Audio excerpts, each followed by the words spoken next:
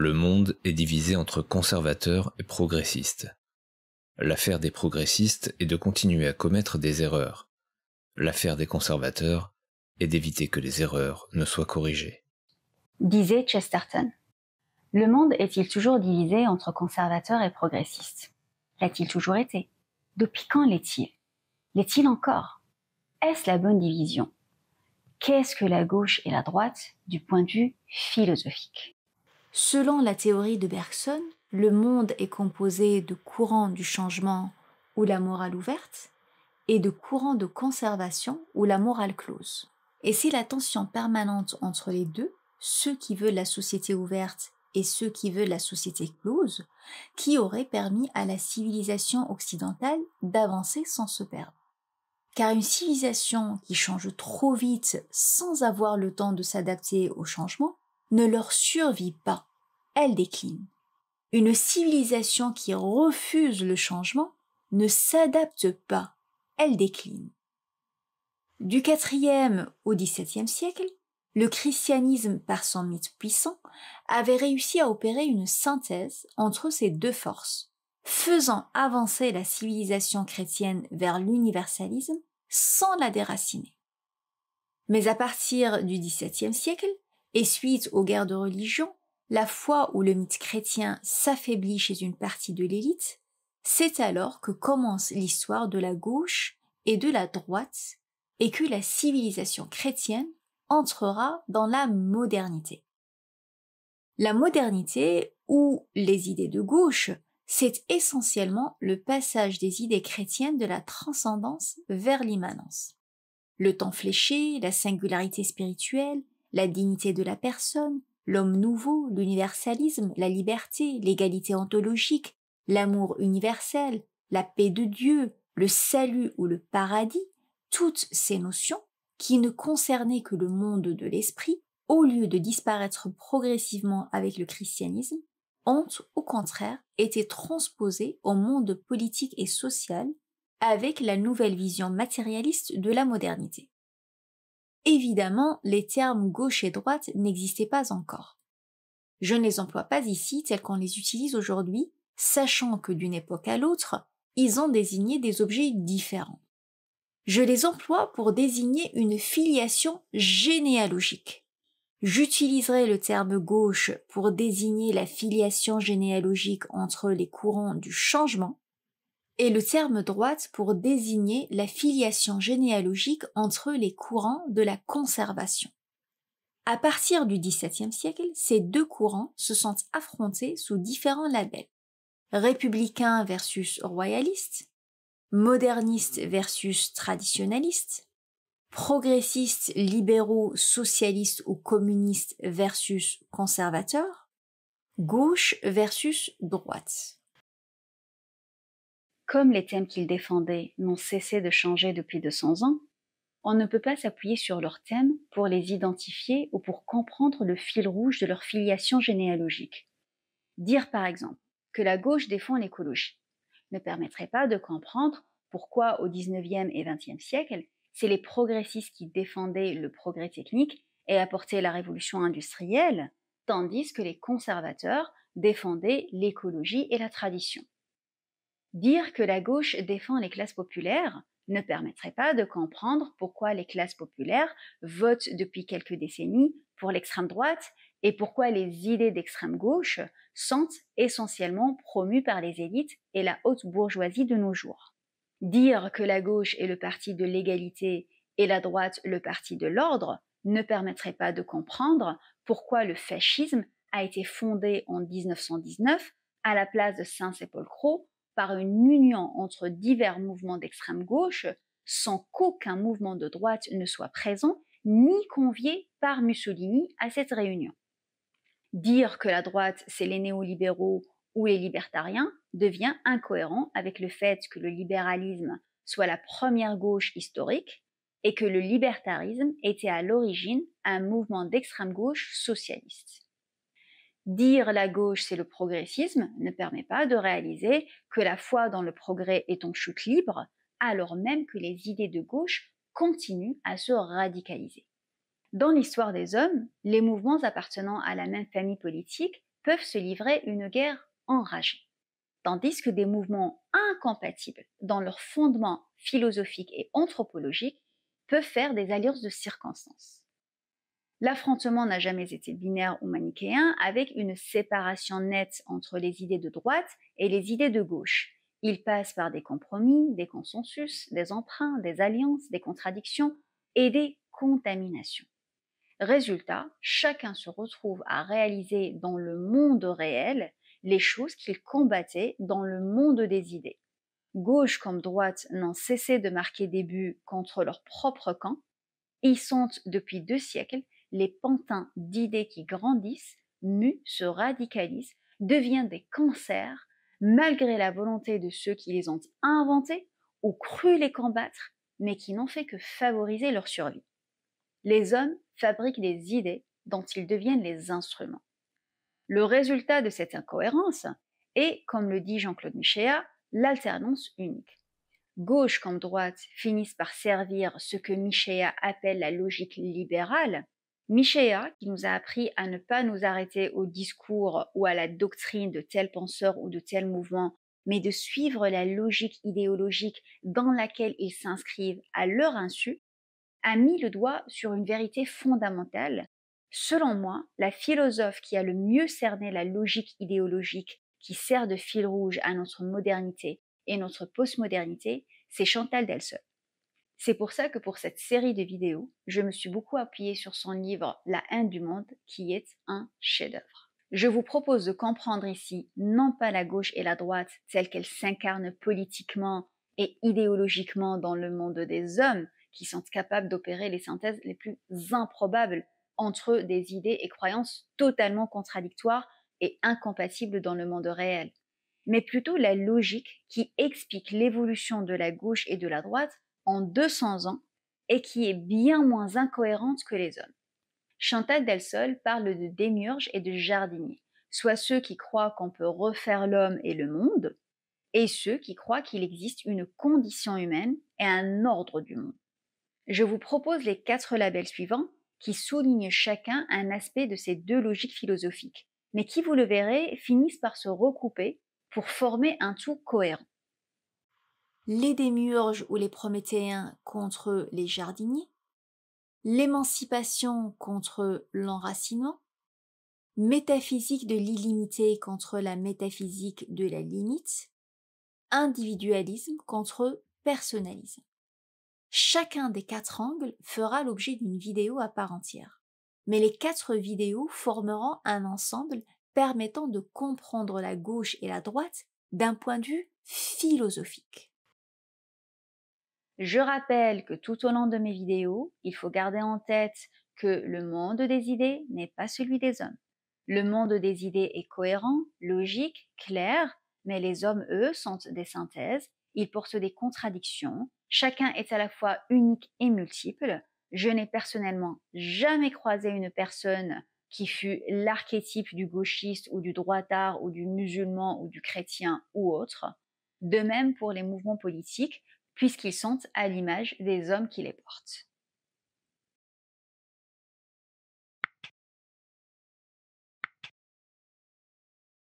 Qu'est-ce que le jardinier et qu'est-ce que le démiurge? Le jardinier ne s'imagine pas pouvoir créer une plante. Il aide à croître ce qui existe sans lui. Difficile pour lui de tout prévoir. Il bosse dur, applique des règles, met en pratique un savoir hérité, et malgré tout, ses récoltes sont souvent imparfaites. Oui, il peut créer des hybrides, renforcer ses plantes avec des techniques apprises ou inventées, mais il reste soumis à un ordre du monde qui le dépasse. Il n'en a pas honte, au contraire. Il tire une certaine fierté d'appartenir à ce monde. Il se sent l'invité de quelque chose de plus grand, qu'il appelle Dieu, la nature, le hasard, la providence ou Gaïa. Il a hérité d'un monde déjà commencé et inachevé. Son rôle, c'est de poursuivre, d'embellir, de civiliser. Il cultive, il ne refait pas. J'ai voulu faire avancer l'histoire comme on tire sur une plante pour la faire pousser. On ne peut pas duper une plante, mais on peut l'arroser avec humilité et amour. Václav Havel. La philosophie conservatrice est une philosophie de jardinier. Le démiurge, lui, c'est l'héritier ultime des Lumières françaises. L'Occident tout entier, gauche comme droite, et même une grande partie du monde, est marqué, consciemment ou non, par les Lumières.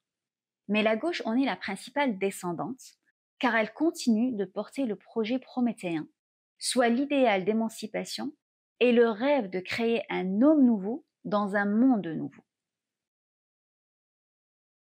L'homme nouveau. Dans l'Évangile, l'homme nouveau, c'est une renaissance spirituelle. Mais à partir du XVIIe siècle, quand la spiritualité chrétienne s'affaiblit, le concept d'homme nouveau passe de la transcendance à l'immanence. L'homme nouveau devient l'homme parfaitement rationnel sous les Lumières, puis sous les libéraux et la Révolution française au XVIIIe siècle et jusqu'au XIXe siècle. Puis l'arien sous les nazis, ou l'homme communiste sous les marxistes. Trotsky disait « L'homme moyen atteindra la taille d'un Aristote, d'un Goethe, d'un Marx ». Le fascisme aussi avait son italien nouveau. En effet, bien que le nazisme et le fascisme ne soient pas des mouvements spécifiquement de gauche, ils ont néanmoins hérité de son projet prométhéen, l'idée de transformer l'homme. Et ce rêve continue avec la postmodernité. Un homme sans violence, ni guerre, sans identité, sans sexe, sans patrie. Il choisit tout, son nom, son destin, son pays, sa morale, sa famille, sa vérité, son genre, son espèce, sa mort. Plus rien ne lui est donné. Tout est construit. Il n'y a plus rien qui le précède, tout est son œuvre. Pas de dette, pas de responsabilité, sans contrat. C'est la liberté humaine qui fait loi, qui crée son ordre. C'est aussi le post-humain qui ne mourra plus. Vous voyez ici que, même si on se croit de droite, mais qu'on est transhumaniste, on s'inscrit dans la logique du démiurge. En résumé, l'homme nouveau spirituel est devenu un homme nouveau social, racial ou biologique. Chez saint Paul, il s'agissait d'une transformation intérieure, d'une conquête de soi. Mais avec Marx, Lénine et Hitler, l'homme nouveau devient un produit de la société ou de la biologie, un être façonné de l'extérieur et par la collectivité. On continue d'y croire, on voudrait le façonner par la propagande, les séries Netflix ou la biotechnique. À chaque homme nouveau correspond un monde nouveau. Sous les Lumières et la Révolution française, c'était un monde rationnel, désenchanté, émancipé des croyances collectives. Pour les libéraux, il fallait abolir les ordres anciens. Pour les marxistes communistes, supprimer les classes. Pour les nazis, créer une société de grands barbares blonds. Pour les postmodernes, ce serait un monde sans frontières et sans le pluralisme qui divise. Et comme la Révolution française, la postmodernité ne veut pas des libertés incarnées, mais la liberté absolue. Refaire le monde peut se faire de plusieurs façons. Au XVIIIe siècle, c'était par la Révolution, la science, la raison. Au XIXe et XXe siècle, par la technique et l'industrie. Au XXe, par les totalitarismes et le pouvoir politique. Les démiurges postmodernes pensent que ces échecs viennent uniquement des moyens utilisés. L'État, le pouvoir, donc l'oppression. Leur solution ? Garder le projet, mais l'enlever aux institutions pour le confier aux individus. Chacun devient maître de la condition humaine et des valeurs. C'est comme ça que la gauche des années 60 à 70 a mis l'individu au centre et que l'hyper-individualisme des années 2000 a pris racine. Le tout est possible est toujours dans les mentalités, mais ce n'est plus un projet collectif imposé par un État ou un parti, chacun est son propre démiurge. Rien n'est donné, tout est un choix. Jacques Attali, par exemple, défend l'idée que chacun devrait pouvoir choisir son sexe et son prénom. L'idée, c'est de remettre en question tout ce qui nous a été attribué avant qu'on puisse décider nous-mêmes, y compris la biologie, pour devenir qui on veut. De la transcendance à l'immanence. Il arrive que des groupes rejettent le monde culturel dans lequel ils vivent et cherchent à le détruire par le terrorisme. C'est le cas aujourd'hui d'une branche de l'islam et ça a toujours existé. Mais la démiurgie est beaucoup plus profonde. Ce n'est pas juste une culture ou un lieu qu'on déteste, c'est l'humanité telle qu'elle est, parce qu'on n'a pas encore pu la reconstruire intégralement. Ce désir de monde nouveau vient d'un rejet, voire d'une honte du monde tel qu'il est. Nos anciens, leur culture, leur morale, leur histoire sont vus comme complices d'inégalités, de racisme, de sexisme, de spécisme ou d'homophobie. Alors, selon les démiurges qui veulent tout reconstruire, l'héritage de leurs anciens ne mérite pas d'être transmis. Ici encore, c'est une idée chrétienne qui est passée de la transcendance à l'immanence. C'est l'idée du royaume de Dieu, du salut éternel, que les démiurges veulent instaurer sur Terre dans le temps des hommes. Ils ont remplacé le salut par le progrès, mais ce futur idéal suppose de couper toutes les racines historiques. Dans le christianisme, un monde de respect, d'égalité et de solidarité est une promesse. On tend vers ce monde sans jamais l'atteindre. Tant que les hommes croyaient en un bien ultime, transcendant la mort et qu'on n'atteint jamais sur Terre, ils avançaient avec patience. Pendant des siècles, les chrétiens ont construit hôpitaux, écoles, universités, développé la science, le droit, l'art, toujours à un rythme que les peuples pouvaient suivre. L'Église instaurait des règlements comme la paix de Dieu et la trêve de Dieu pour limiter la violence au jour le jour, sans jamais chercher à rendre la société entièrement pacifique du jour au lendemain. Mais quand la promesse du paradis a perdu sa crédibilité, cette marche vers le bien n'a pas disparu. Elle est devenue impatience. Les postmodernes veulent réaliser la promesse chrétienne à travers un ordre mondial. Ils exigent la fin des conflits religieux, refusent toute violence, rêvent d'un monde totalement purifié du mal, veulent l'égalité tout de suite et partout. Et comme ces concepts étaient déjà ancrés dans la culture occidentale, ils ont été adoptés dans les mentalités sans difficulté. Le communisme aussi avait repris et détourné l'idéal chrétien d'égalité en voulant l'imposer par la force dans le domaine social alors qu'il était prévu pour le domaine spirituel. Aujourd'hui, nos contemporains, dégoûtés par la violence des régimes communistes, mais toujours fascinés par l'égalité, cherchent à l'instaurer par d'autres moyens, par toutes sortes de pressions et dans tous les domaines. Mais ils oublient que le message chrétien n'est pas un projet clé en main. C'est une promesse qui se réalise au jour le jour, dans des gestes humbles, à recommencer à chaque génération. Pas quelque chose qu'on peut imposer par décret. Le prométhéisme comme nouvelle religion. Depuis que le christianisme a perdu de son influence, l'idée de changer le monde l'a remplacé.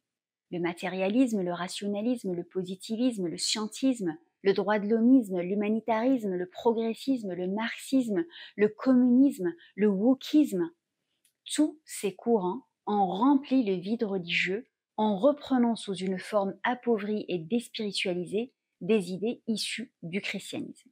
Comme toutes les religions, la philosophie prométhéenne a eu ses fanatiques, ses excès et ses massacres. La Révolution française a tué plus en 10 ans que l'Inquisition en 1000. Le communisme a fait plus de morts que toutes les idéologies et religions réunies. Aujourd'hui, la jeunesse woke rejette le passé avec colère et violence dans un désir compulsif de tout remettre à l'endroit et de rupture totale. Car le monde d'avant est soudain perçu comme profondément injuste.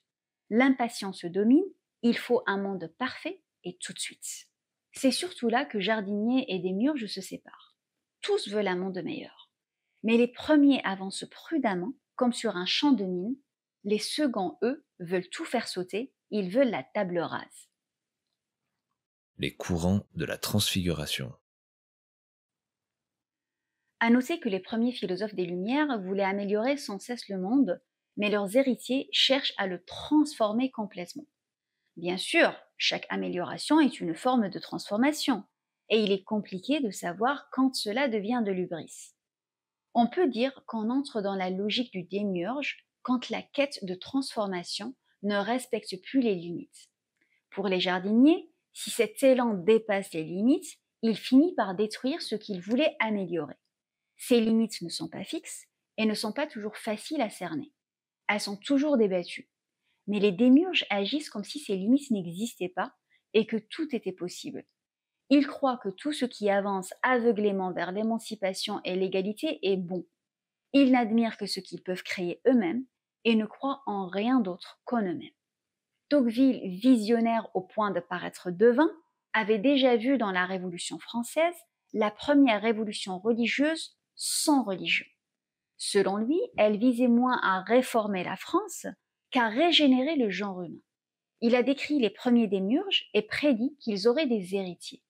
Il existe donc plusieurs courants de la transfiguration, généralement à gauche, mais il y en a eu à droite, comme le nazisme et le fascisme, lequel à l'origine était un mouvement d'extrême gauche avant d'inclure l'extrême droite. Leur point commun, l'utopie d'un homme nouveau dans un monde nouveau, débarrassé de son passé, surtout du passé chrétien. Les courants de la conservation. En face, les courants de la conservation du monde sont tout aussi variés.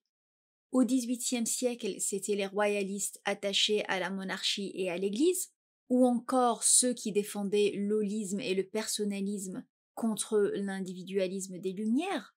Au XIXe siècle, c'étaient ceux qui s'opposaient aux progressistes en défendant la nature et la société traditionnelle contre la révolution industrielle. Aujourd'hui, certains protègent la nature mère, les écologistes, d'autres les humains réels et imparfaits, les judéo-chrétiens, et d'autres encore sont juste déboussolés par l'excès de techniques, de finances et de contrôle matériel. Conserver le monde, ce n'est pas vouloir le figer, mais reconnaître qu'il suit des lois qu'on ne peut pas ignorer. L'humain cherche toujours à améliorer son cadre de vie. Mais pour les conservateurs, ça doit se faire en respectant la réalité, sans tenter de la réinventer, car on ne peut pas la tromper.